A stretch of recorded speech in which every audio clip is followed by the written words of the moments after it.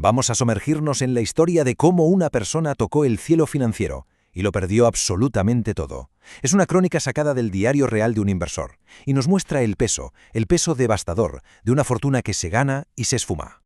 Uf, estas palabras pesan, ¿verdad? Son el reflejo de un arrepentimiento que te cala hasta los huesos. Y para entender de verdad cómo se llega a este punto, a esta promesa rota, tenemos que ir al principio de todo, al inicio de una montaña rusa emocional increíble.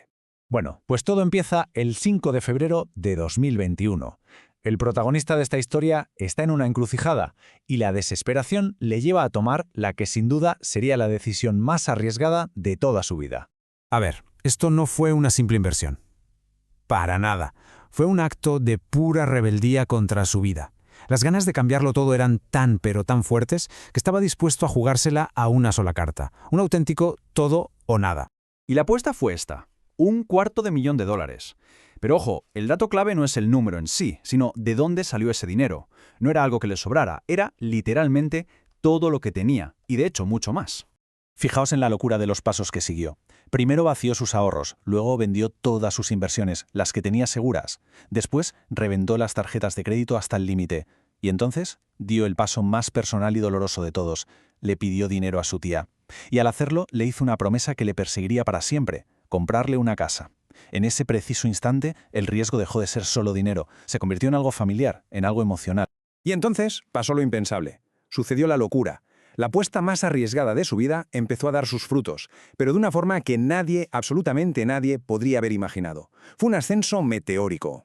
La velocidad es que es alucinante, de verdad. En poco más de 2 meses, su dinero se multiplicó por 4. ¡Pum! Millonario. Oficialmente millonario. La euforia fue tan bestia que, sin pensárselo 2 veces, dejó su trabajo. El sueño se había hecho realidad. Pero aquí, justo en este punto, es donde la historia se complica. Se vio atrapado entre 2 mundos, entre 2 fuegos. Por un lado, su familia, que era la voz de la cordura, suplicándole que vendiera, que asegurara ese dinero que le cambiaba la vida. Y por el otro, una comunidad online gigante, anónima, gritando todos a una un mantra de avaricia y lealtad. Y todo giraba en torno a esta expresión «manos de diamante», que puede sonar a tontería, pero se convirtió en una especie de religión, en una presión social brutal. Ya no era una estrategia, era una declaración de principios, una prueba de lealtad a la tribu de Internet. Si vendías, eras un traidor. Claro, con esa euforia colectiva por las nubes y unas ganancias que parecían no tener fin, nuestro protagonista llegó al punto más alto de su viaje el 8 de mayo de 2021. Fue el clímax absoluto de su riqueza y de su fe ciega en el movimiento. Casi $3 millones. Paremos aquí un segundo. Hay que asimilar bien esta cifra. Una cantidad de dinero capaz de solucionar cualquier problema, de comprarle la casa a su tía, de asegurar el futuro de su familia para siempre. Lo tenía ahí, en su pantalla. Sus propias palabras lo dicen todo. Se sentía invencible, el rey del mundo. Ya no era un simple inversor, era un creyente, un soldado. Su lealtad ya no era con su familia, era con esa promesa que le hizo a la comunidad anónima de Internet: no vender hasta los 10 millones. Y bueno, como suele pasar en estas historias, después de una subida tan increíble, suele venir la caída. Y vaya si vino. La fortuna que parecía indestructible empezó, de repente, a hacerse humo.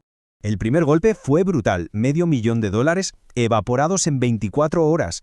En su diario describe el sentimiento como un dolor físico. Pero, claro, la doctrina de las manos de diamante era muy fuerte. Se autoconvenció de que era solo una corrección, una simple prueba de fe. Así que aguantó. Este gráfico es de una honestidad brutal. Muestra el colapso.